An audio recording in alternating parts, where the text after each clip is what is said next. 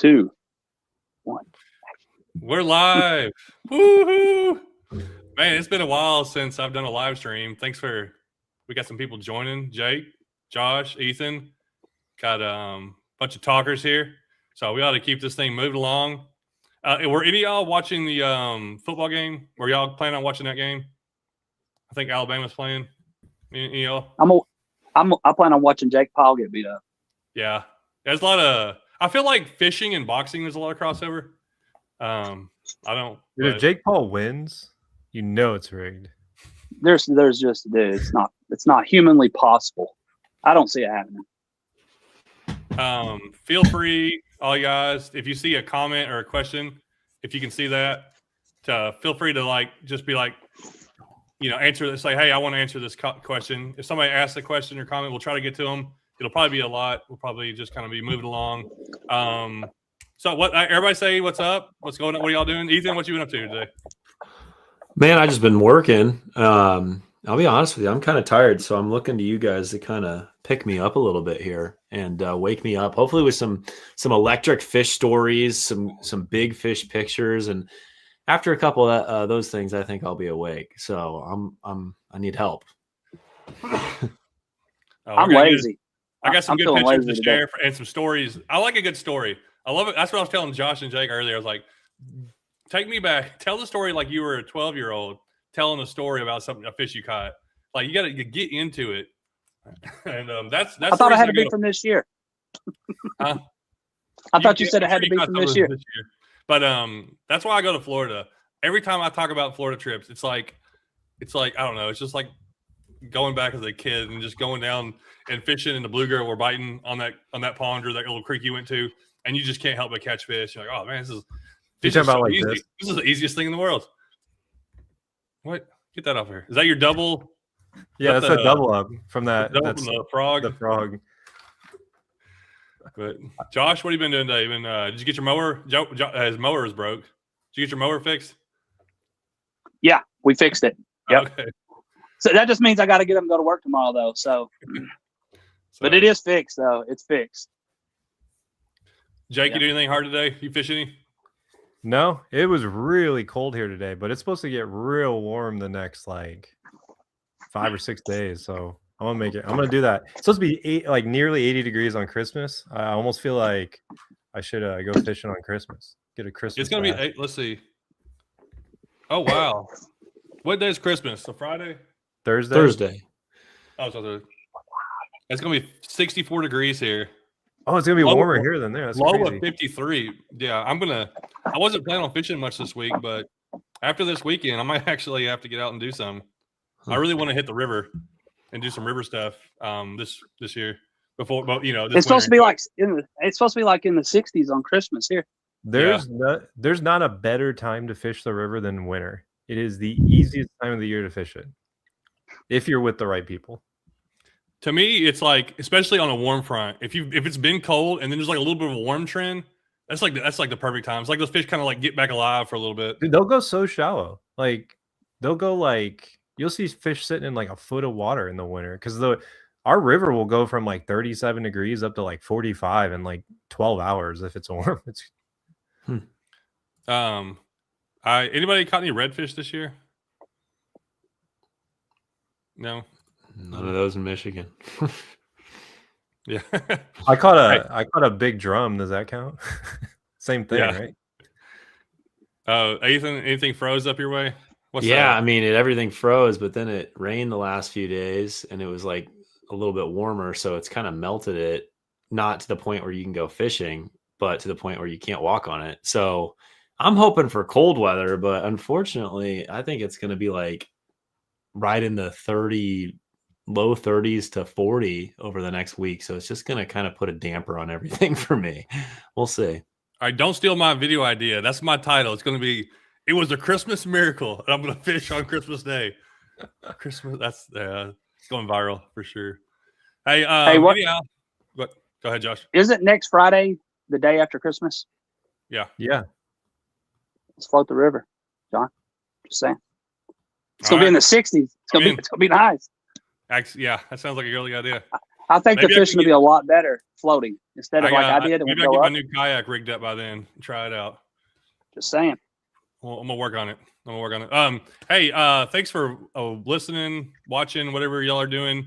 Whoever is watching, however you're watching, if you're watching on a phone or your TV, computer, whatever it is. We're just gonna talk a little bit. Nothing crazy, but we do. I kind of want to reflect back on this year of like some of the trips we got to go on, some memorable things from this year. So that's what we're gonna try to talk. And if you have a memorable comment, go ahead and comment that. But a memorable something that happened this year that's like this was I got a lure I want to talk about. That this lure was like a big lure. Well, I got two lures sort of. I got a couple fishing trips. I kind of want to recap real quick, like catches. And I was trying to find one of them, and I can't find it. But you know what we should have done? We should have all had like little clips of a video. Like I have one catch. We'll get to it later. It's too late. We'll do next one. We'll do better next time. Don't worry. I got two videos lined up for this. Well, I'm canceling those. Pictures only. Wait. All right. Before we get into it, because this is what me and Ethan are curious about. Any of y'all get any new species this year? And I got 2 new species in Florida. So I caught my first ever snakehead. Caught it on a minnow under a bridge. It wasn't very big, and I thought it was a bowfin at first. I was like, "Wait, is that a snakehead?" So yeah, I got a snakehead. I don't know. I guess it's a southern snakehead. There's like different ones, right? Anyway, it was in Florida, South Florida. And then I caught on the same trip. I caught a tilapia. Did any of y'all see that video? That tilapia I caught. I didn't get a good picture. It was like a 3-pounder. Wow! It fought like nothing. It fought like a wet rag. Did those things not fight? It was I hooked it. It was heavy, and it just like swam slowly over, and I barely get it off the bank. But yeah, tilapia. I don't know if there's different types of tilapias. Like tilapia and a snakehead for sure. I can't remember anything else. Anybody get anything? I almost caught one. No, I've never caught a muskie. So I did that one trip with you. So, I mean, we saw more muskie probably than most people see in their whole entire life on that one trip. We may need to try to do that again before it gets like too warm. But you did it, didn't you? Yeah, I caught recently? one. I caught one with North Georgia Fisherman and Eric Outdoors, and it was. I was trying to find the video of that or the picture because I caught it on a Whopper Plopper 105 while I'm standing up on a kayak. It was amazing. It was kadoosh. It was like the perfect catch. That little place is awesome. Any other new species? Yeah, I got a skipjack. Some sort of carp sucker. Man, I caught so many new species this year. It's gonna be a long list. Swanee bass. Man, what was the other one? I'll have to think about it because I know there's more. There's I caught a lot of little fish this year that were brand new, in the river, a lot of things that you don't normally catch around here. I caught a darter that was on a little jig head minnow type thing. I caught that in the winter. How big was the darter? Isn't it 3 inches? Well, we get the ones in the Ozarks that are they have a pretty big mouth, and the darter was just it was sitting on the bottom. And I guess he picked it up and somehow got hooked on the outside. He couldn't fit the whole lure in his mouth. So, purists will say it doesn't count, but I'm going to count it.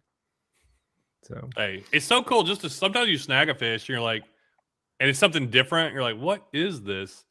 I caught a, what was the lure? I didn't snag it. I caught it. It was a buffalo during a buffalo run this spring. And dude, buffalo it was in pure spawning muscle. Spring mode. The texture doesn't feel like a fish. It is so weird feeling. It's grippy. It's rubbery. Their scales or whatever. That was definitely that's so fun when you catch something different and you're when you go to Florida, that's what I do. You're does this thing have teeth? Can this thing hurt me? What does this thing do? You're every fish is different. It's an exciting experience to catch something new, but you're also I don't know if I'm handling this right. And I don't want to either poke myself or get bit or whatever. I didn't really have a ton this year. I mean, with just less fishing trips overall this year, I would say it was there's less big highlights, but I think one of the weirder fish was really honestly John when I was throwing that little megabass thing with you, and then the shiners were just coming out and eating that little jerkbait type lure. I'm what why are shiners chasing this karashi, but the bass won't eat it? I don't know. Other than that, I mean, I caught my first Michigan bullhead, which took way too long in the first place. It wasn't my first bullhead, but it was my first Michigan bullhead. It's just kind of random and out of the blue. So I got to get back to it next year and get out and try to catch new species. But quite honestly, I feel like I've covered so many of the Michigan species that I guess the things left is like steelhead and muskie. So I guess I got to put that on my list. Jake, Mountaineer Fishing West Virginia 72 caught a yellow perch. Jake hasn't caught a yellow perch, so I told him if he comes with me, I guarantee I can get you on a yellow perch. I'm trying to get him to come out here. I caught a few yellow perch this year. I want to catch a yellow perch and a log perch. And apparently we have white perch in the Illinois River here. That's what they say. I've never caught one. I've never. White perch kind of looks like a white bass on in a way. I've never caught a white perch. Similar. Yeah. Isn't it like I caught a bunch of them here? Isn't it basically like it's like a yellow bass but white? It's like I don't know if they were in the same body of water. I don't know. I'm sure you'd be able to tell what the differences are, but they kind of look the same. But I guess they eat a lot of like fish eggs and stuff. So I feel like they're not really great to have in bodies of water where you're going for other fish because they just crush their populations. Apparently they die super easy, like while they fight. Is what really? Tells me. Yeah, they like die. They're like super like fragile. I guess they just fight so hard they just die on the spot. So, what's up, Patrick? Hi, Patrick. Thanks for watching. Surprised to see him jumping on here. Good to see. I've never caught a white bass. White perch. Caught white bass. I like white bass. I've seen them. Have you ate a yellow perch, John? Have I ate yellow perch? Oh man, so good. Yeah, it's my favorite fish to eat. Like Really? I mean, I don't. We need to do that sometime. People think I hate fish, which I don't hate fish. It's just I don't prefer to eat them. But of all the fish I've eaten, yellow perch has been my favorite. Cooked up from the bank. Cook it up on the bank. Eat it. Oh yeah. So marinated. My 4-year-old, he wanted to keep fish really bad quite a while, like sometime earlier this year. And so I was like, all right, whatever, we'll catch some perch. So we ended up catching, it was at like this little lake where I knew I could catch perch. And I even caught like a little juvenile bass. And it was just, there's such an overpopulation of bass in there. I'm like, whatever, we'll keep a bass too. So we kept a bass and a couple perch. And I kind of forgot they were in my freezer. And my son like randomly thought of it. And it was like 7 a.m. He's like, when are we going to eat those? I'm like, let's have them for breakfast. So I cooked them up, fried them up. So good. I'm like, man, I really do need to keep yellow perch more often. And I honestly just went ice fishing the other day before it got sketchy, and I caught a bunch of them, and I should have kept them because they are very, very good. You got to try them if you haven't. Yeah. I ate some crappie about 2 or 3 weeks ago, maybe 3 weeks ago or so. Awesome. Went out. We were actually bass fishing, and I was using the 4 faces of sonar, and I was like, that's got to be crappie. First time I've ever done it, and found a bunch of crappie, and I ended up bringing about 6 or 7 home. That's when I actually ran into Rudd out there on his bass boat. He was actually crappie fishing too. So go get you some bluegrass bugs. They catch everything. Yeah. I've got about 7 packs. If some people don't know, so Ethan is the one that makes the bluegrass bug. So me and him partnered to make that, to make it. He makes it. He makes it and sells it and does everything. But yeah, it's funny how that turned out because what is it? It's been a year. So this is a year coming up on when it was released. It was last January. So that I caught so many different species on that lure. I've been totally surprised. It's just one of those things you throw and it's just like, oh wow. I caught a sauger on it this year, actually. Oh really? Nice. Yeah. Like I was dragging it on the bottom and he picked it up. Yeah, it works so good. I was trying to find one. I couldn't believe it. I was trying to find one to put in front of the camera, but I don't know about you guys, but my like fishing area is an absolute mess right now. I have got to do some winter cleaning. It is, I can't even like climb around in here. It is so bad. So John, we were catching them on the blue grass bug, some up in Pennsylvania, weren't we? The all black one. Yeah, I know that's what I throw a lot. I got a bunch on the bluegrass bug up there, and and I use the Helgramite too, but it's sort of similar. But I caught a lot. Also, I was catching them. Remember our first float trip of the year on the Holston? I think you were using, I was using it. Yeah, we were using that. Yeah, that was about the only thing I could get a bite on, and you had to fish it really slow. But anyhow, all right, let's move along. Let's get into story time. Josh, you feel free to leave whenever you want to. Let's see here. I've got about 20 more minutes or so. Okay, I'm gonna throw this up here, and you tell the story behind it. Boom. What a ding. Yeah. So I wouldn't that's even take a probably picture of one of the- that. Oh, you know. Yeah, that's when I was micro fishing with my BFS reel, and so we were out there practicing for a tournament. I think it was the first tournament this year for 10 cat. So I'm still not an expert on the forward facing sonar stuff, but anyways, this was one of the catches I was using that, so it's really cool. I was like fishing some creek channels, and I was graphing out there, and I saw this big drop off, like a big ledge, and I could see a few little things down there moving. I don't know what they are. I don't know how to use this thing like great yet, but I knew it was something, and I threw the A-rig out there. It was really cool because I got to watch the whole thing happen, and I was just kind of slow rolling that A-rig. I could see the A-rig come through the water, and I seen this thing come up from like almost like a cave under this big giant ledge. And I watched him come up, and I like slowly dropped the A-rig down, like pushed the bail, let it fall. And then I just watched him come up and eat it. And when I set the hook, it felt like I set the hook on, the bottom. And then it started pulling back, and yeah, it was incredible.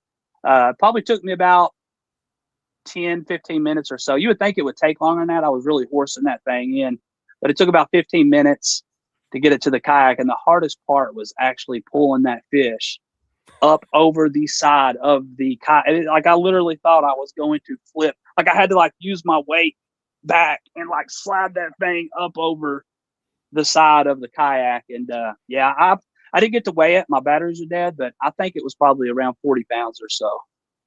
I mean, I couldn't like just lift it up and hold it. It was incredible. It was 38 at least, at most 38. Yeah. Somebody said, that thing, man, I seen that big stripe you caught. It's probably around 20, 22 pounds or something like that. And I was like, nah, there's no way. There's no way. That thing Way was too huge. long. That thing It's is so hard super to- Yeah, long. it was looking. massive. Yeah, you can't tell like if that's 4 inches different one way or the other is like what is that? That's probably 10 pounds of weight. And you can really tell like from the video how big that fish was. So like that ain't a species I target or anything. I was actually targeting smallmouth, but those are so much fun to catch. We should probably do that one day. Just go out and striper fish, try to find those big old things. I've caught a couple, but it's I'm not great at it. I need to go Completely further bent for the it. A-rig too. It literally bent yeah. the A-rig. I mean, like at the shape of an L. This is a fish I let Josh hold one time. Yeah. That's Josh's trout. Appreciate it. I went with you on that. Did I take that picture? Probably did. Or is that? Yeah. Or Alex took that picture? I think, I can't remember. It was either you or Alex. We were all kind of helping each other film that day. And We take thought we were going to go pictures and crush stuff the like that. trout. Let's go catch some trout. We caught like 1 or 2 apiece. Yeah. It wasn't, well, I think you caught what, 3? Oh, I didn't even bring I forgot all my camera stuff. I left everything in the truck. And also at the end of the day, we got completely soaked, 50-degree weather, pouring rain. That's like the kind of stuff I didn't even get to make a video about, but it's like these trips that still happen. It's fun to kind of talk about stuff like that every once in a while. Like that was a trip I didn't get to show anybody. Nobody knew from my videos. Nobody knew it happened, but like something I got to go experience that I didn't get to film anything of it. And we ate Mexican at the end of the day. So We Wow, always gonna eat. kind of. All right, here we go. I need to know what's going on here, Ethan. Oh, okay. Yeah, you got mine. I didn't know I was going next. Honestly, this fish, the reason I have this one in there, it was not that long ago. It was this fall. Like I said, this year, I wouldn't say there was like anything crazy that happened. It was kind of like a slower fishing year for me, just with lesser time. But this fish was memorable because, John, you actually kind of had been talking up the Bass Mafia dangerous swim bait. And so I was like, I need to get some of these. So I got 1 or 2 of those things. I had them. And I told you all winter, I'm like, I'm going to throw big baits this year. I'm going to throw bigger baits this year. I feel like I wasn't doing it in the early part of the year. And then I just said, you know what? Like I had been catching a lot of fish that day, a lot of smallmouth, but all of them were in like really shallow, rocky water. And I wasn't catching anything in the deeper stretches. So I'm like, all right, I'm going to rig up this Bass Mafia deal and just commit to it. And hopefully I'll catch some pike. And all of a sudden, like I'm fishing deeper stretch again. And I had skipped it up under like a kind of like an overhanging, kind of like a roots from a tree stump. Kind of skipped it up under that undercut bank. And I ended up catching a pretty nice smallmouth, not this one. And I was in like 12 foot of water, which was way deeper than I was finding fish. I'm like, oh, interesting. That's not at all what the pattern has been. And as I go on, I end up just getting consecutive bites over and over again. And eventually I ended my day with that fish. And, it wasn't like a giant, but I feel like it was so confidence building for me. And so like the next fish picture that I had actually was when you were with me, and it was coming out of that trip relatively not too long after. It's the same exact bait. I never took it off the rod. So between largemouth and smallmouth, that little 6-inch dangerous swim bait, man, I am super confident in that thing now. I'm fired up to throw it next year some more because I love how easy you can skip it. I mean, you can fish shallow water. You can fish it over just about anything. I personally love skipping it up under stuff as, close to the bank as possible. And I feel like they nail it when it first sinks in, or if you run it by a tree or something. So I feel like it has drawing power. I think that was what I kind of learned. It was like the fish might not be actively eating other things, but it kind of brings them up and out because it's such a big meal. So I'm rambling, but dude, I'm so glad you told me about that bait because I freaking love that thing now. It's so funny. I got a couple of lures to talk about if we get to them, but it's like I'm so like late to try lures. I like see people and I'm like, that's dumb. Finally, I'm like, let me give it a try. And it's like you have your eyes open to what it does, and you're like, oh, okay. This is a whole thing. I see when to use it, like what the power of it has. And I've caught so many fish. I used the 5-inch one a lot. I actually won money up in what Josh, what was that tournament? Up in Pennsylvania on the Susquehanna. Yeah, I got 4th place, and it was like 3 of my catches were on the 5-inch dangerous swim bait because I just have confidence to throw it. I was just making these big long casts, and I knew if I came across that right fish, he was just going to crush it. Yeah, and I threw it. Go ahead, Josh. I was just saying, when I went to the river a couple of days ago, I threw that thing like 90% of the time. I didn't catch anything on it, but I was like, that was my goal, was to literally throw that thing and just lock it in my hand. But if me and John end up fishing here the next couple of weeks, I'm gonna catch a 20 on it. I'm saying it, John. I'm saying it. I think you very well could. It's gonna happen. The I liked the mag draft before or whatever, but like I've learned I like this thing way more than a mag draft. Just in the sense that the mag draft has the treble hook on the belly, and that thing, it skips really nice, but the problem is then the treble hook flings out and it wraps around your line a lot of times, and so you get a lot of unproductive casts. And if you put it on the money and your bait gets tangled, you just spooked the bass instead of caught the bass. And so that single big beefy hook, I was like, how will this work? But man, they commit to it. Even the dinky ones commit to it. They make a mag draft that you can put the single hook in too. Yeah, is it one that's you have to? It's unrigged, and then you have to. It's unrigged. Yeah, I'm just lazy. I like the fact that it's already there. That's swag. I like that line through. The swag, that thing is legit. We'll talk about that in a little bit, I think. But that thing. Yeah, is let's legit. go ahead. I'll share mine, and then Jake, you can do yours. But yeah, this is. I mean, I'm blessed. Awesome. I mean, a lot of people know that I am full time making YouTube videos. I was like, that's what I do. So I am constantly on lots and lots and lots of trips, and I choose things that are exciting. I'm like, let's go fish something that excites me. We're down in Florida, and Jake was with me when I caught this fish. This is a Sewanee bass. And yeah, if you look at it, it's like if you think this is a smallmouth, you're like, that's not even a big one. Well, this is a Sewanee bass. This is the biggest one I've ever caught. A trophy size is over 14 inches. So this one was 15 and a half or 3/4, something like that. It was so fat. Caught it on a bluegrass bug in February in Florida. And we drove like an hour and a half to go fish this river where there's like lots of giant bass around us. But I'm like, I'd rather go catch these because I knew we could go catch them, and they're really cool. So yeah, so we're just fishing along, and we had to slow down. And I throw that, and I hook into this fish, and I'm like, man, this is a good fish. I thought it was going to be like a 2-pound largemouth. I get it up, and it's a biggest Sewanee bass I've ever saw, and it was so black and everything, and it was Yeah, it was so cool. I wish I had the other picture of it. I couldn't find it, but like the picture of me holding it, it's just I got it. just you have That's a it. pretty fish, John. That fish would be cool to have a replica of. Just A the lot of color of it and people- stuff. It looks so Yeah. cool. It is very unique looking. That's one of those things. Is like, if Jake has the other picture, I'll hang show on, it. give me one But it's one of those things that just was like a lot of people don't even know they're out there. It's like a fish, a lot of people don't even know exist, and you get to catch something. You have to. There's a find lot it. of bass I didn't know about, John, until I started fishing with you. All the different bass, like Coosa bass and stuff like that. I had no idea half that stuff existed. Yeah, and that's what's funny is like me and Josh were talking the other day. Like I never did a kayak tournament. I watched Josh's channel and him start doing it, and I always thought tournaments were stupid. And then I get in the kayak tournament, and then now me and Josh, just because we live an hour and a half away, we've gotten to do all kinds of trips that we probably never would have thought we'd have been doing. But it's just like For sure. having fishing friends and people that want to do stuff. You just push yourself, go new places, go try things, and then you get to sit around and tell stories about it. Hopefully, I'll tell you, I would have years. never ever went to Pennsylvania and rode 10 hours up there. I'm like, I stay at home.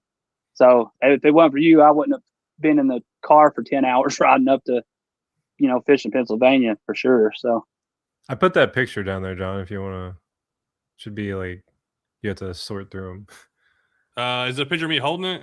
Yeah, it's the fourth one. Why is it not showing up?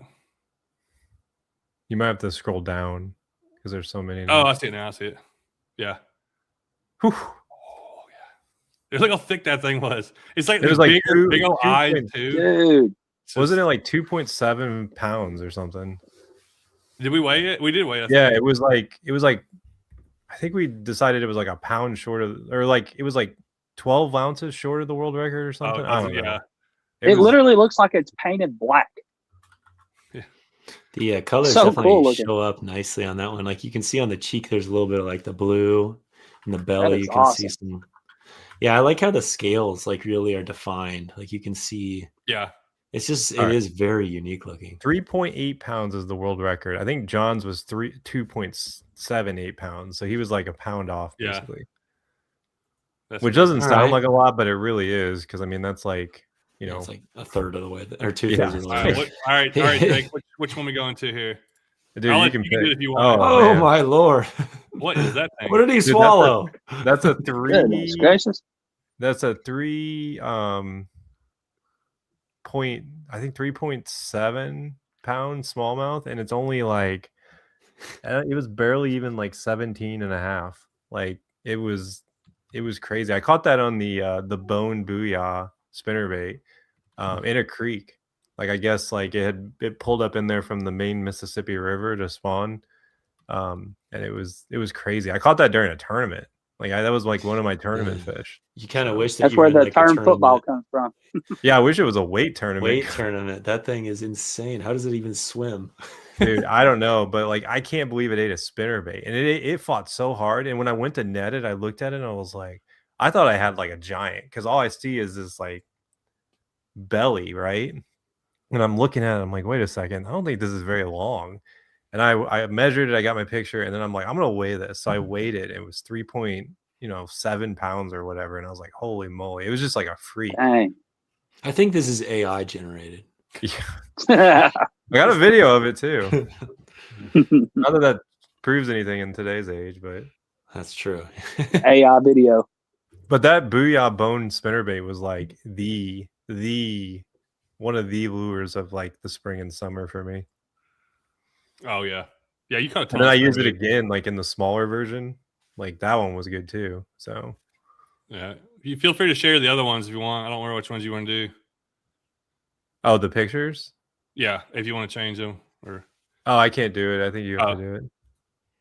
Unfortunately. What is it? Wait. Oh, that's the one with John. John Swag took the video. LP, first giant, 22-inch. So that I'll just mute it so we can talk. That's a 22 and a quarter, 22 inch, 22 and a quarter, depending on how stingy you're being.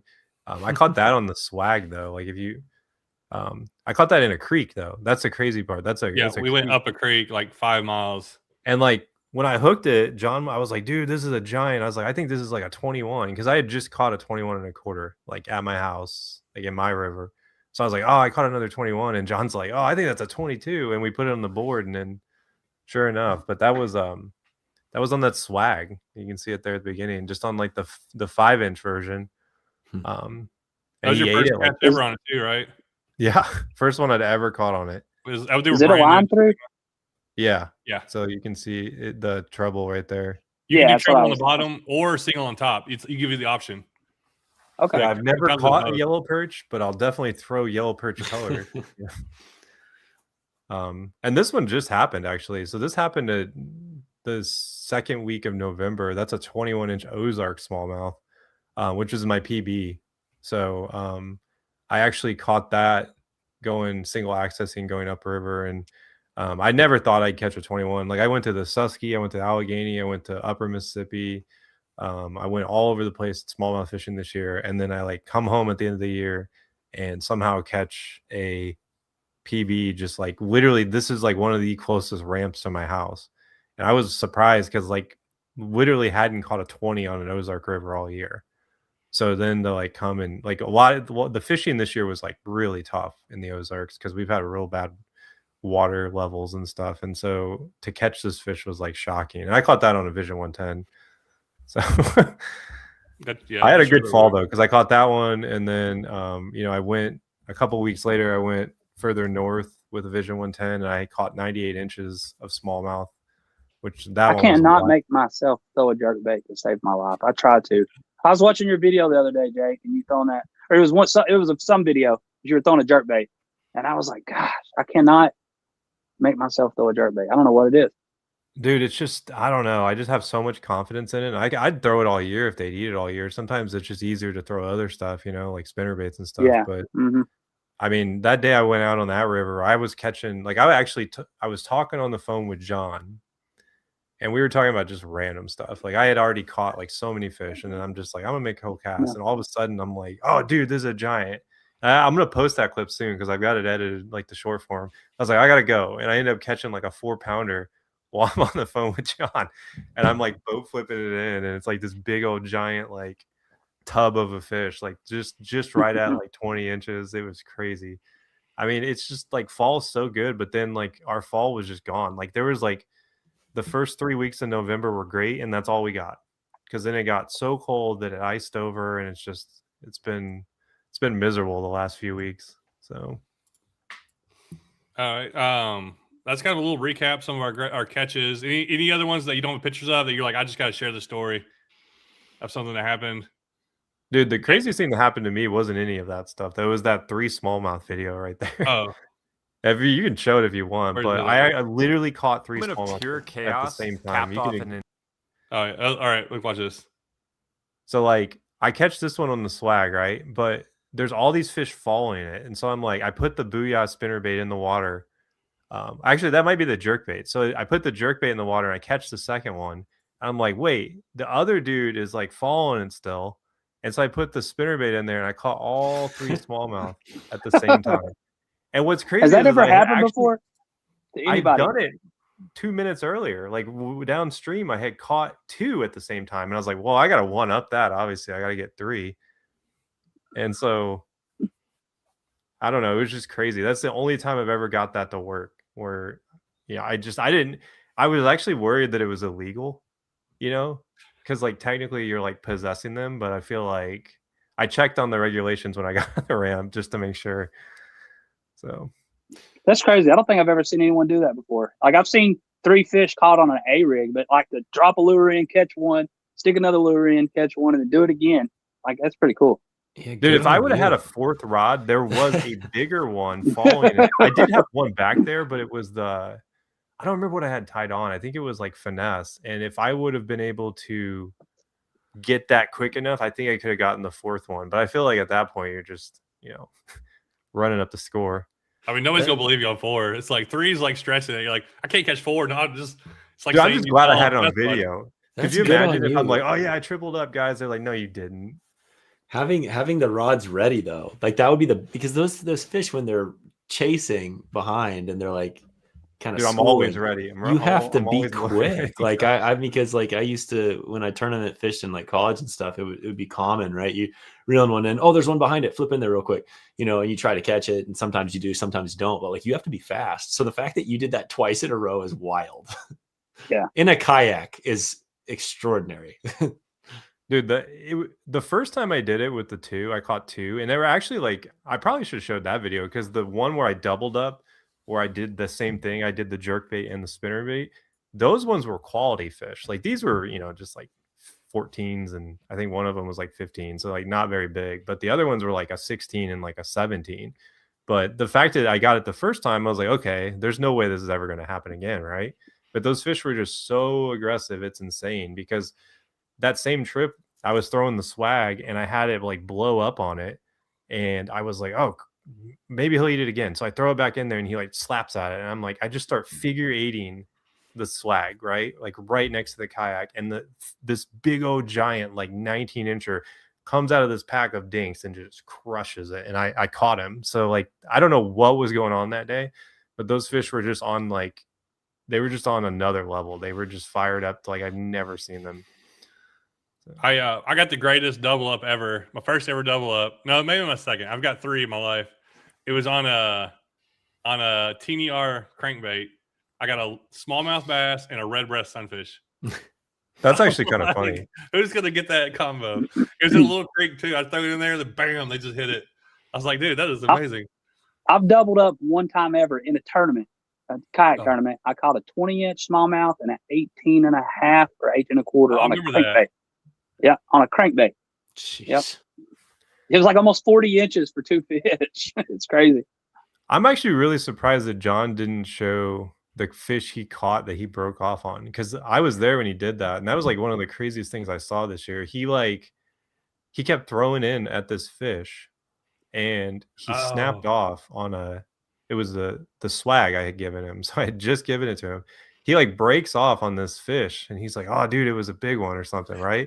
He throws the bluegrass bug in there, catches a fish, and we're looking at it. I was like, dude, that's the same fish, and it's got the swag hook in its mouth, right? Oof. From where he broke off, and it's like just like a 15 maybe. It's a little one. Right. And the thing hit my lure like 4 times, bam, bam, bam, and then finally it breaks off. And the hook on that lure, the hook kind of will pull out. It's kind of like the dangerous, and so I throw the bluegrass bug in there, and it's like a 13-inch largemouth. I'm like, that can't be the fish. I look down there, the hook is down in its mouth. I'm like, well, that was the fish. I don't know. That's why, like, when people are like, oh, I ain't gonna bite again, I was like, dude, he just broke off on a fish. It's got a hook in its mouth, and it's still ate. Yeah. My top catch that are memorable, like visual catch from the year was the muskie fishing with Lou and Eric. And I caught on a Whopper Plopper 105. We're going down this little skinny river. Lou had already caught like 2 little muskies, or like, average like 30-something inch. And I'm just fishing, and there's like a shade line. Like it's in the middle of the river, but there's like this little shade line. I throw out, kadoosh. It's like the greatest topwater hit. And I'm like, oh, it's a giant. And it's pulling me all over. It may have been 40 inches, probably 38, 40 inch. It was pretty nice. It was pretty cool. Like, I was just one. It was like I had a bunch of other guys. Everybody's like hyped up about it. So that also made it fun. But that was definitely one of the coolest, like. And then you dropped it. Hits. Huh? I picked it up to get a video, and it slides out in my hands really quick. They're feisty, man. They're hard to hold. Yeah, it's like a snake. Once it's like it started, wiggling. And I always you're like, what tell do I do? Like, I didn't want to hug it. Catching muskie is fun. Handling muskie is not fun. It's like that's like the worst part. After you catch like so many like 35s, like cookie cutter 35s, you're like, oh, really? I don't want another one. Because Josh ain't caught one, so don't say that to him. Josh. I know. That's what I've seen. I was about to say that, and I've seen John catch a handful of them. We went to Virginia with Drew that time, and you catch a giant muskie. Yeah, I don't know. I think I caught more this year than I've ever caught.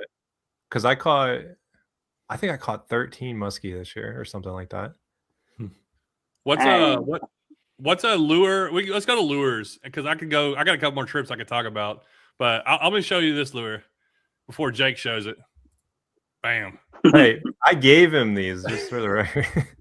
The lure that changed all lures. I've caught so many fish. This is the Z-Man. Is this the right one? The Micromax? Is that the BFS one? Yeah. Yeah, okay. They have a million different names. But this is the Z-Man Micromax BFS chatterbait. And I don't know how many fish I've caught on it. And I only got it. When did you give me those? Jake gave me one. We were at a tournament. He's like, here's a new lure. I'm like, oh, that's awesome. We were on the phone. I texted you. I was like, hey, do you want some of these? And you're like, yes. And so I brought them. I think, I give them to you? In Pennsylvania. Ohio, maybe. No, it was Ohio because you used them. You'd already used them when you got to Pennsylvania, I think. So. Oh, yeah, that's right.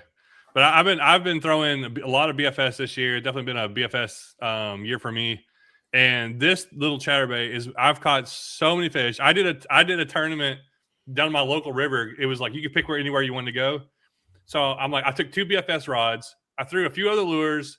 Finally locked this thing in my hand. I caught 30 spotted bass floating down this river. The most bass I've ever caught out of this river. 4 of them were 16 inches long. Four. They were like 16 and a quarter, 16. And that's a really good fight in fast water on a BFS setup. So the Z-Man chatterbait. And then I'll go ahead and show. Dude, it catches everything, man. Every species wants that. That's the best thing. If you are want an ultralight lure, you could probably throw this on a BFS rod, but it's a little tough. They make the Z-Man chatterbait flashback mini, and this has become one of my go-to like ultralight multi-species lures when I'm just trying to cover water. The 1/16 ounce of this thing right here has a really small hook, and you can catch anything from bluegill to whatever you want to catch on it. I've caught crappie, smallmouth, largemouth, spotted bass, bluegill, all kinds of different sunfish.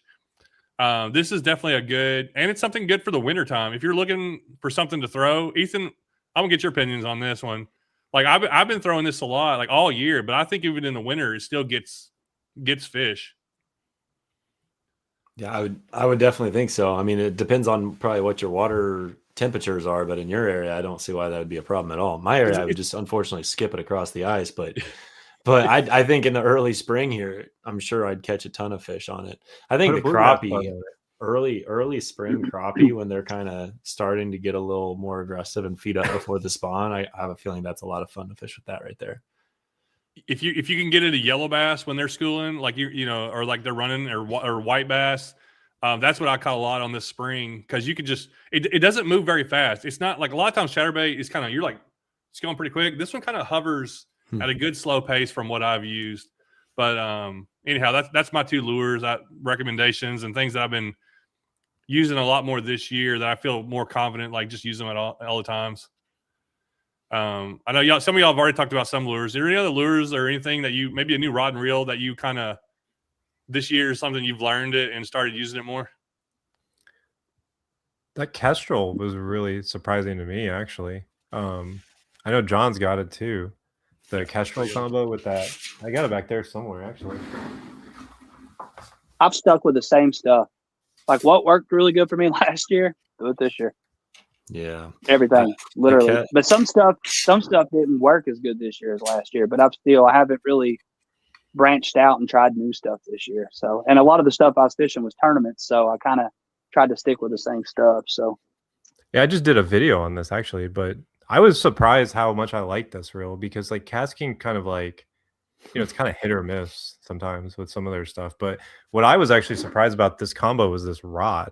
Like the rod was really good. I started putting my expensive reels on it. I liked it so much. And I like being able to like take it places. Like I think this was like the year of the travel rod, because I flew to 3 places this year with travel rods and didn't even take a kayak. So what model rod is that? Like what's the specs on it? It's the Kestrel BFS. It's the 6.9 light. So this one is like the bigger one of the ones they make.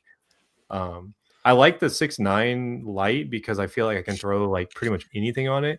It's kind of not good for like small little like crappie lures or anything like that. But if you need to throw like, just like light. Yeah. I don't think it's very good for single hook like Ned rigs or like a Texas. Like I wouldn't want to have to like set a hook in a weedless bluegrass bow. The I have the 7.2 medium light, and I agree. Like the Kestrel, I think they're real. Honestly, I have a Corrado BFS, and then I have a couple of Kestrels. I don't know. I can't speak to longevity, maybe, but like, yeah, I feel literally what I said in that video. I was like, they feel compared to the Corrado, I'm like, man, do I really want? I could buy 2 of these at the price of the Corrado. It's like, this is a great deal. Yeah. I feel John, like the next time has upped their stuff. You know, like I think like they originally were kind of like lower quality, cheaply made Chinese. You know, but now it's like they've leveled up. They're a lot better now, I think. Next time we fish, John, you need to let me use one of your BFS rods and reels. I've never even used one. Never threw one. All of you guys are using them. I've seen a lot of other people using them. I need to just see if I like it. I'm gonna come down there. We're gonna do a BFS only trip. That's all you can use. You can't cheat. It's got to be, your lure has to be under 5/16 of an ounce. Like that's the cutoff. Dude, y'all need to do it. Y'all need to do it. You take a tournament and you're like, you know what? I'm taking 3 BFS rods. It's so. That's what I did. I've done like one, and then another tournament. I basically used it. If I do any winter fishing, I probably will just do that because you could throw like a little underspin or a little chatterbait or a little crankbait, little minnow. And yeah, to me, I feel like it's gonna help me catch like a big one. I'm gonna be throwing a little lure, and also I'm just gonna hook in like a 4-pounder. Dude, I caught a giant. I caught a 5-pound largemouth, like my first trip ever with BFS, and I was like, oh yeah, it's on, it's good. And I have never caught one that big since, but that's what got me hooked. I want to give it a go. I need it, Josh. I'll bring up one and just have you throw it. But I agree, the 6.9. Yeah, I stand by that. I actually have the same one. I have the light. It's a 3-piece rod, and I never liked like multiple piece rods. I always just never thought high of them. But I put that on, and it's like that 6.9 can do everything. You can throw a chatterbait, you can throw a little spinnerbait. I've fished like a Ned rig with it. That with like 10-pound braid and like, just put like an 8-pound leader line if you want to use that. You can throw basically everything. And the Kestrel reel and rod. Now I got some of it for free. I have bought some, so I've paid money and I've got them for free. But like it's worth the money so far. Like I haven't seen a downside of it yet. And for the price, it's been really good. So I think I've seen you spend really good for that micro max that he was just talking about. I threw that like almost exclusively on this combo. Like for creek wading, man, you could just take this and wade a creek, and you could throw whatever you want on it, because you could throw like a small topwater, a spinnerbait, like you could pretty much do whatever. Yeah. What was it you bought at the fishing show this year, John? I know it was BFS. Was it a Corrado? I'll sell it to somebody. No? I got the I think it's the Daiwa BFS reel. Oh yeah, that's what it was. It's like $220. Oh yeah, you showed me that one. And I haven't used it. I've used it a couple times, and then it's like I got it sitting over there. I need to sell it to somebody. Might want to buy it. But it's like I have 3 of the Kestrels. I like my Corrado, and I have a another one. What is it? I have a Abu Garcia, the Revo X BFS one. Dude, the Corrado though, like I like that reel. I've had it for like 5 years at this point, right? Like it's been out a while. I just feel like it feels so heavy compared to all these other ones I have, because it's like 6.5 ounces, whereas this one's like 4 something. So it's weird to use like a heavy reel when you're BFSing. I don't know how to explain it. It just doesn't feel right. All right, we're probably only going to go like a little over 9, so another 10-15 minutes if y'all stick around. I'm going to jump off. Okay, that's fine. I'm going to go ahead and jump. Anyways. Yeah, it's all right. No, but those fights started like 50 minutes ago, so I'm going to try to catch what all I can, and I want to see Jake Paul get beat up. So we got over 70 people watching. Josh, tell us what your channel name is and why somebody would want to come watch your content. Well, if they're watching it because I fish with John a lot, so you guys can come over and watch John through a different perspective. Yeah. No, Bass and Beer is my channel. And, you know, I do a lot of river fishing. I don't do a lot of creek fishing and stuff like BFS, you know, ultralight fishing like John does, but I do a lot of river fishing, a lot of creek fishing as well. And usually if you see me on a creek somewhere, I'm probably with John. And then I do a lot of kayak fishing and tournament fishing. So yeah, that's it. We just have fun, have a blast, good energy, enjoy the outdoors and fishing. So, yep. All right, guys, Merry Christmas to everybody. I'm going to go in here and watch some boxing. So yeah, y'all have a good night. Merry Christmas. See you guys. Yeah, I say it a lot, but Josh is the one that got me into tournament fishing just by watching him compete. And like, I don't think I would ever have done it. I wouldn't have gotten into it, or at least it would have took me a lot longer. And that's so funny how like we watch certain people do stuff, and like Ethan, I know you hear a lot. People get into ultralight fishing or like really maybe get back into ultralight fishing because you're like, wow, you do it all the time. It's so fun. I forgot about what that's like. I got a ultralight video that I'm gonna probably come out next week. I got a plan to have 5 videos the week of Christmas. Now they're mostly all talking videos, but I'm like, I want to put out like 5 videos. One of them is going to be called what is ultralight fishing, and I'm just going to give you like my opinion of what ultralight is, what I see it as, and then kind of what you can do with it, and then what are the reasons for it. So could we do on the first day of Christmas? John Dalton gave to me. What is ultralight fishing? I'm going to make a song about your channel. Hey, ditch your family and come watch this ultralight video. What are you doing? You don't need to be opening presents. You need to be watching this. Hey, I got a rod tube right there. I don't know if you can read it, but yeah, I'm fired up. I'm ready to go ultralight fishing again. And I'm sitting here just waiting, but I'm excited to get back to testing some ultralight rods and stuff. So I'm going to try to start acquiring some more because it's been a while since a proper ultralight rod video. So that's going to happen. You kind of go in phases, like the the BFS and this and that, and then back to bass fishing and back to like, all right. But I've been getting back in the ultralight here recently. I always do during the wintertime because I want to go bank fish and just catch stuff that's easier. Yeah, see, my strategy is I catch all those species, but I catch them on like my normal gear. I just seem to have a knack of just randomly catching the species on my my normal rods. Now you guys got me wanting that 6.9 light, though. I'll tell you that the 7, just for people that are listening, and we're talking about the BFS a lot. That 7.2 medium light, the only actual complaint I have is that it's definitely tip heavy. And so I feel like the 6.9 light would eliminate that. So now I want to trade it. So John, next time you come to Michigan, I'm trading you. I'm actually going to swap them out and put it in your truck. Yeah, it's the 6.9. All right. Well, yeah, everyone kind of when I did that video yesterday, I actually got some comments where people were like, "Oh, that rod's not good," like you just got it for free and blah blah blah. And I was like, "Well, I technically didn't get the rod for free, but I legitimately like it. I wouldn't put my Conquest BFS on it if I didn't like it. That's like a $500 reel. It's like that thing's so cool looking. Oh my gosh! I actually imported it from Japan. I think I got it back here too. Did you get it from Digitaka or something? Yeah, but I mean, I just this is one of those reels that I can just sit there and look at all day. It's just so pretty. And I did a whole video. I've actually never posted. This might be the next one where me and John floated a creek, and this is all I used all day. I mean, I did use my spinning rod a little bit, but I think I caught all my fish on the Conquest, and a spinner and a little finesse spinnerbait. That was all I needed. And I just ran straight braid. Somebody asked that in the comments, what do I run on my BFS? This is just literally 8-pound braid.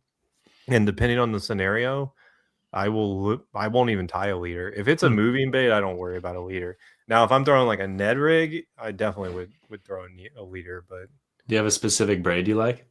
This one is, man, which one is this? I got a specific BFS braid, and I can't remember what it's called. Some Veravas or something. I had a question about that because I have 2 Kestrels. I have 3, but 2 of them both have 10-pound braid. Both have different braid, and one of them keeps getting backlash. It's that smoother braid. Yeah, I need to replace it. I don't like it. I feel like I can't cast hard. It wants to just catch. It's because go ahead. The lighter the braid, the easier it is for it to dig in, right?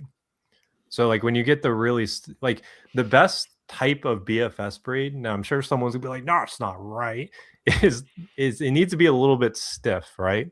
Because you're not trying to get like these, like you want that lure to like pull out, right? Like you want it to be a little bit stiffer because it just keeps it from like you get a better cast because you don't need that like smoothness like you need coming off a spinning reel. So a lot of the BFS lines are a little bit like stiffer. Now I'm not talking like crazy stuff, but the one I have on here is X Braid X8 Finesse braid. Okay, I have some X braid on a spinning reel, and it is okay. So that's good. I'm glad you just told me that because I really like the super smooth braids for my ultralight, like right, so like Phoenix Iron Feather 5-pound top tier. Like I don't know if you can get better. But then it's like I got the X braid, and I'm like, this is solid. Like it's solid, but it is a little rougher feeling. But now that you say that, it's like coming off a casting reel, that might be a better thing. So I don't know how well you can see that. You see how it kind of seems like it kind of just like stays put, right? Like it's a little more wiry. Like, it doesn't feel like stiff, but it's hard to explain. Like when you're tying a polymer knot, it stays in place really well. It's just something about the way it comes off the spool. Well, it's a spectrum too, because you got like Power Pro or like Suffix 832, and they're like pretty rough. Like that's probably too much. But what you've got is somewhere in the middle. I picked this up. I was gonna try. I've never tried the Hydra 8X, but it's a Phoenix braid, and it's I've never tried their braid. That's interesting. I'm telling you that if you want something for a spinning reel, that Iron Feather is so good. It's just they never have it in stock because I feel like they've got some kind of supplier issue or something. But I'll let you know. I'll let you know how this works. I was planning on rigging it up this fall, but I never did. So that'll be a springtime. I definitely think you could run mono. Like I definitely think mono, like 5-pound, 6-pound, 7-pound mono is totally fine. I run straight 6-pound fluoro on at least one or two, and I think it's totally fine. Now, I think it depends on what you like to throw and stuff. I mean, if you're throwing a lot of top waters and stuff, you might prefer to have the braid just because it'll just give you better action. Yeah, mono works fine, and I've caught a ton of fish on mono. One of my best videos ever, I was using the Zephyr, and I had trouble with it. Like I kept having problems with it, but I caught so many fish that day, and I was throwing like 6-pound mono. Braid is just a thing that it's more sensitive. I feel like you can do more with it, especially when I'm throwing a little chatterbait or spinnerbait. I'm just getting a better hook set when I'm already using a more limber rod. So like when I my traditional spinnerbait setup, I use fluorocarbon because my rod's heavier and I want to have just a little bit of give. So it just all depends on what you're trying to do. And braid's just it's just good for a lot of things. Casts really well. That's most people use it for spinning rods. And now BFS seems to be kind of just easier to go to. Kind of do everything with it. Throw topwater, throw. I like the hook penetration aspect though, because like braid, having the 8-pound braid with that lighter rod, you definitely get like really good hookups. And it's funny. I've actually broke braid quite a bit this year. John was with me that one time. Remember, I broke off and I was like hand lining it in. But yeah, it definitely can get like some. It can get some abrasion on there, and then if it'll cut a strand or something, like if you hit a zebra mussel or something like that. So pros and cons, man. I could talk about line all day, but I feel like we'll just wear out the last 10 minutes and people will be bored out of their mind. I'll say, because I was just thinking about it today, is like, so for me, what I've been finding is going for the BFS is just going to more coarse braid rather than a smooth braid.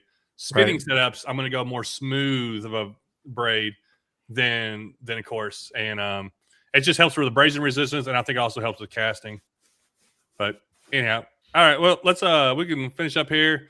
Appreciate y'all coming on, and I know you could be doing anything else, anything. You could be sleeping right now, Ethan. I mean, now you got me curious about that football game. I don't like Alabama. I don't like anyone in the SEC. Sorry to everyone that's watching. That's probably all SEC fans, but I don't like all the SEC schools. So hopefully they both lose. Well, right now, who are they playing? I didn't know Oklahoma, isn't it? Oh yeah, it's a rematch because that's for the. My gosh! Yeah, okay, yeah, it's pretty lopsided right this second. Oh, I didn't second expect quarter. that. Oh, wow, that would be shocking if that's the way it ended, or if that's how that team wins. But anyhow, yeah, I appreciate a lot of people watching on here. If you can see it, so me and Ethan have a podcast channel where I also throw other podcasts on there every once in a while. It's called the Whatever's Biting podcast channel, and I don't know if you can see it through what y'all are watching it or not. I have it linked on there, but we're trying to get over 1,000 people with it, or I think we're up to like close to 300. And the goal is to kind of get it monetized. Of course, Ethan has his channel, Fish Anything, and he's growing over 50,000. Wait, what are you at now? Do you know? I'm just shy of 50,000. I was just get talking Ethan to to 50,000. Come on, right now, tonight. I appreciate that. I mean, hey, whatever. If you like my videos, click subscribe. If you're not interested, don't click subscribe. Yeah. That's all good. No, I was talking to my wife earlier. I was like, I really need to do a better job of just making more time to like fish this spring, because time has just been, I'm not complaining. Like, I'm so happy, but like time has just been hard to come by. So it's like, I need to be more diligent about taking days off work, literally just to go fishing. And like, I forget to do it. And like, that's what I need to do is I need to take off Fridays and just fish. Fishing Fridays. That's my thing in 2026. Fishing Fridays. Let's go. Just take a day off. Ethan's a good example to like priorities. Like I always talk about him and certain things, and because a lot of people are like, dude, why doesn't Ethan just go all in? Like, he's got a growing channel, he gets good views, and everybody's goals are different. Like me, when I hit like 20-something thousand subscribers, I was making like $2,000 a month, and I'm single, got a cheap house payment, no car payment. I was 32, 33. And I'm like, dude, I'm quitting and doing this. It's like I have no responsibilities, and like I didn't care. He's in another area. He's got kids.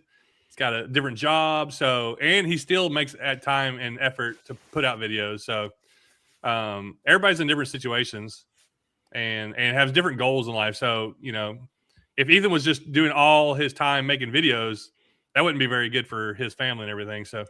I appreciate you saying that, man. Yeah, people ask, and it's everybody's different.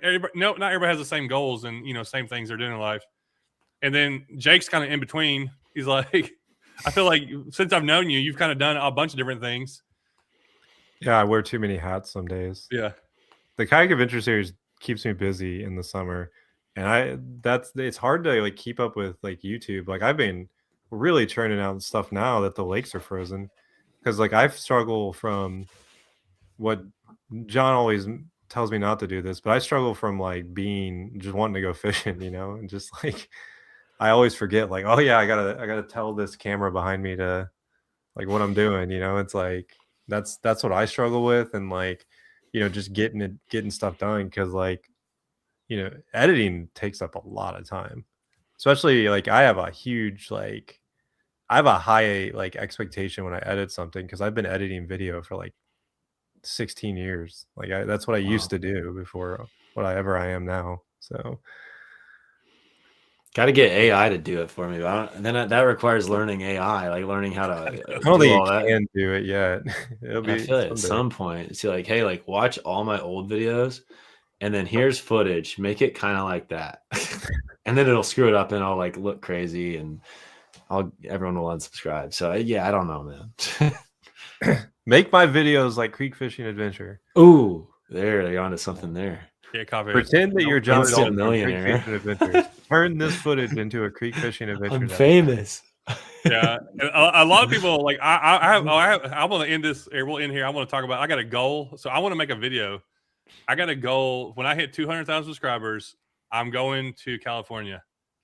Wow. I don't know how I'm going to do it. I don't know if I'm driving, flying, walking. But that's He's flying with just this rod. He's like, begging his way to California. Please subscribe so I can go to California. But no, like, and I'll give a little behind the scenes. Like, I struggle with like, how's my month doing? How's this week doing? How's this video doing? Like, every video is important. Like, I'm constantly having to make videos. Now, I feel like I have slowed down this year. I feel like I've kind of, I didn't grind as hard this year. as where I'm coming up on 10 years of doing this. So it's like, I feel like this has consumed my life as far as work. Now I still make time for church, family, friends. I still try to do other things. Even Jake, even when we go fishing, like when I go on these trips, I'm not like, you know me, I'm the most relaxed one there, and like trying not to just let it control and consume everything I do. But at the same time, I'm always thinking about making videos. I got to, getting content, getting this. And it's not like I can just kick back and do nothing. I still have to keep doing that. I would like to get to that next level where I'm like, if I want to take a month off, I can. If I take a month off right now, I'm like barely making a lot anything. harder than it used to be. Because like remember the old YouTubers, they'd be like, yeah, I'm doing a video every day, and it would just be like, oh yeah, I'm getting ready in my garage to go fishing, and that was all it was. And I was like, I actually was thinking, like, could you still do that? Could you make a video every day that's like 7 to 10 minutes long? And just... I wonder what's going on. Dude, did you hear me go, oh, I'm getting old, dude. I like sprung up so quick. Yeah, my leg locked up. Yeah, I agree. Like it used to be like the daily vlog stuff. Yeah, like there was less people on YouTube. Yeah, I think you should do it. I'm not doing that crap. That's too much work. I've kind of been doing it a little bit on Instagram. Like I've been doing a lot more like personal, like talking type stuff, but I feel like that's a much different bite size. I think that's why the daily vlog style videos died on YouTube, because of like TikTok, Instagram, Facebook, and all that. Probably true. Yeah, it is weird. And that's the thing, is like people don't realize how much time we spend just at least I do. I'm watching videos constantly. I'm studying. I'm listening to people talk. I'm trying to find things. I'm trying to grow on Facebook at the same time I'm doing all this other stuff. Somebody asked about California. I have no idea. That's something I just thought of like a week ago. I've been trying to think of something. I just want something to push forward to. I need something to like, all right, I need a major goal. I'm coming up on 10 years. I'll be 40 in February. I'm trying to get that 200,000 subscriber mark. All the stuff is like pointing to this year, to where I'm like, I need to like do something different, set myself apart. Dude, let's go to the Delta. Do something I've never done before. It's like I've always wanted to go to the Delta. The California Delta is like high on my list. I don't even know if I could drive that far out there. It's such a long drive. No, you gotta fly, dude. You know what? I want to catch a smallmouth because they're in the Delta. Really? Yeah, I didn't know that, but I was reading about how there's like really small. Somewhere in California, there's Coosa bass also. They put them in California. Fun. Well, you need to go for the spotted bass up in the very northern part of California, like and more like Oregon and California. Fun fact: I lived in California for 1 year after college when I first went out and got a job, and I have fished the Delta a few times. And what was really weird as a Kansas boy originally, going to California, throwing my feel-free lure 11.5 and paddling a long freaking ways. Up these like backwaters and stuff. And I was catching some fish or whatever, flipping docks, caught some like decent bass, like 2 or 3 pounders, whatever. Nothing big. Anyways, I get to like the back of this like kind of canal area, and I'm like, saw something like splashing. I'm like, what the heck was that? It's a freaking sea lion. Like, what is that? What is this? This is not Kansas. Get the heck away from me. That is a very large animal. I don't want that to get near my kayak. And I think that when they go under though, like they're going to try to catch fish. So they scare all the fish away. So stupid sea lion, get out of here. The pike minnows, that's the one that that'd be cool. You need to go for those. I didn't even know about them until like a year ago. And I'm like, they're cool looking. Yeah. They look like a lake trout junior is what they look like. They're like gnarly looking. There's also like a Sacramento perch or something like that. It's like a type of like sunfish type thing in the Sacramento River. So you can knock off so many species, 40 species in the year 40. So I was telling John, like my bucket list this year, if I could do anything I wanted, I want to go to like Colorado or like, just like these open lands where they have like the cutthroat that live in like this much water. Yeah, those tiny little ditches. Yeah. Little ditches. And I want to take like my tiniest BFS rod, and I just want to catch them. I don't even know that you could catch them on BFS because you almost have to have a fly, because they're so tiny. But I think that's so cool. And those guys that go out there and catch cutthroats in the middle of nowhere, it just blows my mind they even live there, like in Montana and Colorado. Well, I've got a fly fishing guide college roommate. That's one of my best friends. He's out in Wyoming. So he does that stuff. He is very talented. So I can hook you up with him, and you can go catch fish with him. And he's a photographer too, so he could get some cool pictures of you. Me and Ethan, you're invited, but me and Jake got a trip planned. I guess I can go ahead and say it. I try to say things like just give people. Sometimes like whoever's watching, they're like, oh, I kind of want to hear what y'all are trying to do. So my goal is to go to Reelfoot Lake. I've never been to Reelfoot Lake, maybe in January, and it's kind of in between me and Jake where he lives, and and I've never been there, so I don't. You might go out there and not catch a fish. I don't know. But we're catching fish. I'm bringing the live scope. We'll catch something. I'm gonna catch a fish, but it's like a 5-hour drive from me. But it's the opposite. If like I'm as far away as you can get from it in Tennessee and still be in the state. It's like the opposite corner, northwest corner, and it's known for crappie and panfish. So I'll be getting worms and minnows, and I will fish till I catch a 20-inch crappie. Ooh, that's my goal. PB crappie. All I need is like over 14, I think. I don't even think I've caught over 14. You can do that, buddy. Dude, have you ever seen my PB crappie? Man, I wish I had a picture of it somewhere. Yeah, it was 17-incher. Dude, I caught a 3-pounder. No, nice. It had to be an 18-incher at least. Yo, it was huge. It was big. It was as big as my backpack at the time. I caught it on a rattle trap of all things. Yep. All right. Anybody got anything left to say? Dude, appreciate everybody watching and listening. We always appreciate the support. A lot of people comment. There's a lot of guys on there. I couldn't mention everybody and see everybody, but a lot of people that follow us and are big fans and supporters of almost all of our channels. Everybody's so big. John, I have one other update I forgot to tell you. So I've always drove like a company vehicle or whatever, and that is going away. Uh-oh. So I got to buy a truck, dude. So yeah. So I'll be joining the truck gang. I mean, I'm gonna have to spend a bunch of money, which sucks, but like, that's okay.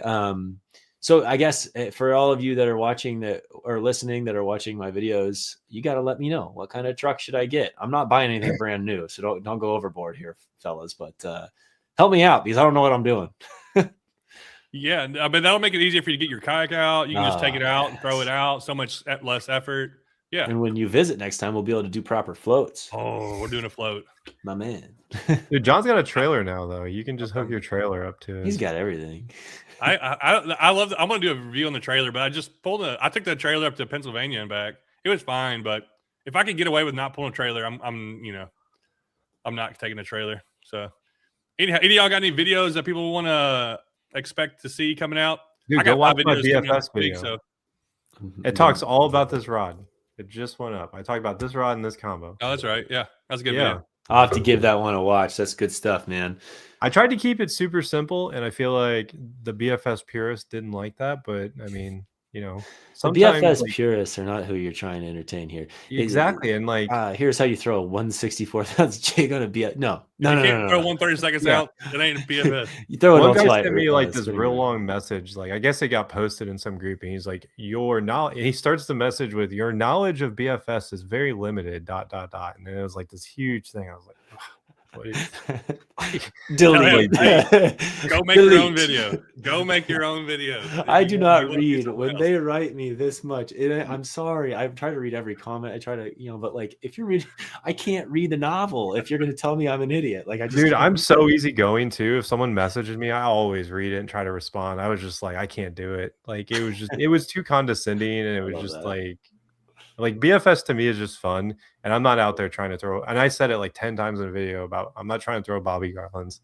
Yeah, I remember you saying that. And that's a good point to make. That's I'm not trying to do it. Yeah. Can you do it? Sure, but like that's not what I'm doing. Like I bass finesse, not bait finesse for me. Like I just want to throw like 1/4 ounce like bass lures. Basically, is what I throw. So, dude, Jake, do you ever throw the Kitech mono spin jig?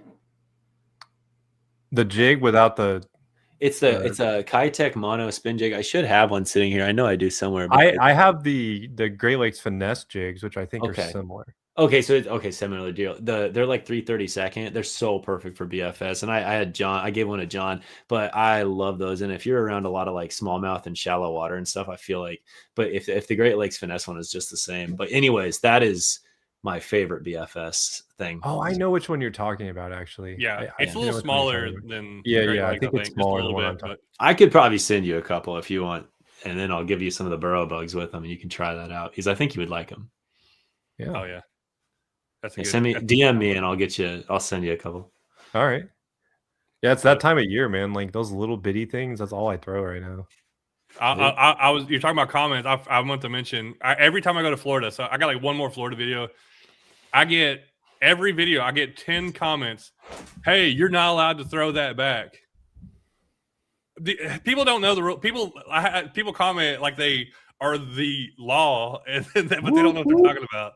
They're like, citizens arrest. I'm going to tackle you next time I see you. You should have thrown that snakehead back. You should have. If you don't execute it on video, you're going to jail. Yeah, I'm going to arrest you. You come to Michigan, I'm going to prove it out. Yeah, it can be confusing though. The rule is you can't release any invasive species, but if you catch it out of an area, you can throw it back in there. I'm not releasing a new species into a new area, but yeah, every time I go, hey, you can't throw those back. Hey, you can't throw those back. Hey, you got to do this. I'm like, thank you. Go. I'm still gonna do what I'm gonna do. But anyhow, it's not like people don't realize how much time we spend looking up like things, the right like rules and just how to do things and stuff. Like I don't usually flippantly do stuff. It's like I want to know. I don't want to incriminate myself on camera. Like I want to make sure. Dude, like when I caught those 3 smallmouth, I was like, oh no, I didn't make sure that you can possess 3 because like obviously I wasn't possessing them, and like I don't think I would have gotten in trouble, but like there's going to be someone out there who's like, well, technically you had 3 in your boat at the same time. Oh yeah, and they weren't over 20 inches. But anyhow, all right. Anybody got anything less to say? Jake, tell us a little bit about your channel. Give a little recap. Yeah, mine's IL Yakin with 2 Ks. I think I have it in my name right there, but I just do a mix of obviously kayak stuff. I like high-end gear too. So that's like the weird thing I do is I do a lot of like high-end gear at times, but I also like budget stuff. So not only do I do kayak stuff, river stuff, it's kind of like an eclectic mix of just overall fishing nerdery. So it's the best way to describe it. Jake goes down the rabbit hole. Like when he gets into something, he's going to get in. He's going to learn, get all of it, try it all out. And now you're like a master kayak rigger over here. Like, yeah, I did just get a new kayak. So if like you're interested in seeing like the journey on getting a new kayak, I recently just got into an Old Town. I left Crescent. Well, I didn't leave them, but like I was in a Shoalie for like the last like 4 seasons, and now I'm in an Old Town 120, which is phenomenal. Like I'm so excited to see that one get fleshed out. I'm just right now in the beginnings. So he also has a dog. Getting tagged. Yeah, there's a UPS guy just pulled up at 8:15 in the evening. But he's got a rod not having that. on your porch. Got new reel coming in. Probably just ordered from Japan. Yep. All right, Ethan, give us a little rundown about your channel. Oh man, fish anything. I'm primarily ultralight fishing. I like multi-species. I enjoy bass fishing. That's what I always used to do a ton, and I still do a good amount of it. But I would say primarily, if you're going to my channel, it's multi-species ultralight, and yeah. Hopefully, fishing Fridays in 2026. Stay tuned. I'm looking forward to those fishing Fridays. I'm coming up just for a fishing Friday. I'm going to be like, all right, it's fishing Friday. I'm here. Let's go. I'm going to show up. But if you don't know, I'm John, Creek Fishing Adventures. Also, me and Ethan have a channel, the podcast, the Whatever's Biting podcast. We got 24 or 5 episodes on that. And Ethan kind of had the idea. We both have the idea about doing a live stream. So this was kind of a joint idea. Appreciate Jake and Josh coming on. We'll get back at it with the we do a monthly podcast covering like the month, what's going on, what have we been learning that month, what we've been catching, and I try to throw extra random videos in there. What it was, Jake, we did one, it was called we just talked about kayak motors, how kayak motors have changed us. Now Ethan, you don't have a kayak motor. I don't think you've used one yet. No, man, and I that's another thing that I need to figure out is what is I've got 2 kayaks currently. I want to get rid of at least one of them, maybe both of them, and I want to upgrade and get something different. And honestly, there's a part of me that just wants to go back to the Old Town 120. Like, dude. Yeah, I'm not sure. When I got back into it, I was like, yeah, because John and I had been talking about it forever. And then I was like, you know what? I'm just going to do it. I used all my credit from Eco Fishing Shop and I got it. And I had the motor on it. within like I literally had the motor on it. Like I put it on there and I took it out and I steered it for the first time and I was like, dude, this is what I've been missing. Because I'm tall. Ethan's in a pedal drive. Are you in the 10? Do you still have the 106 right now? I have the 106. I had a 120, Yeah. Sportsman 120 before, and I switched down to 106. And now, like, just with circumstances changing and me getting a truck, it's like, I think I might as well get a bigger kayak again. And anywho, I got a lot of stuff to figure out. If you guys want to come help, with all of these things I got to figure out, maybe you could come put a shed in my backyard. That would be helpful. John, come up here. I could put you to work for a weekend. If you get a 120, you don't even need the pedal drive. You could just if you're getting a motor, you just put the motor on it. And you're good. Yeah, I kind of I don't know. I like the pedals. I like, I get around docks a lot and shoot docks. Yeah, you say that and you get the motor and you're like, wow, this is better than the rivers and doing all kinds of stuff. Yeah. Dude, when you get good with the motor, you can weave in and out of those docks like it's your job. All right. Okay. Put one on. Okay. I want to see the video of you putting him on a motor on. Can someone do all the hard work of like getting it all set up? Oh, dude, it was so easy to put it on the 120. So easy. The easiest install I've ever done. Okay. All right. I'll have to watch your videos. You've sold me. The hardest part was putting the hatch in. And all that you got to do is literally just a rudimentary 4-inch circle. And I put a 4-inch hatch in the back, ran the steering through there. Put the mount. He's got a pedal drive. He don't even have to do that. He's already got it. Yeah, the pedal drive, you just buy that mount. And you put it on there. Okay. Yeah. I put one on the 106 back in 2021. I was like one of the first 2026. Motor will be on. There's so Fishing much. Kayak. I Somebody sponsor that. Somebody send him a motor. I know somebody's watching. I already got your title. This changes everything. Yeah. The classic. All right. I appreciate y'all being on here. Thanks everybody for watching again and listening. And I probably gotta go watch some football or do something like that. See y'all. Peace.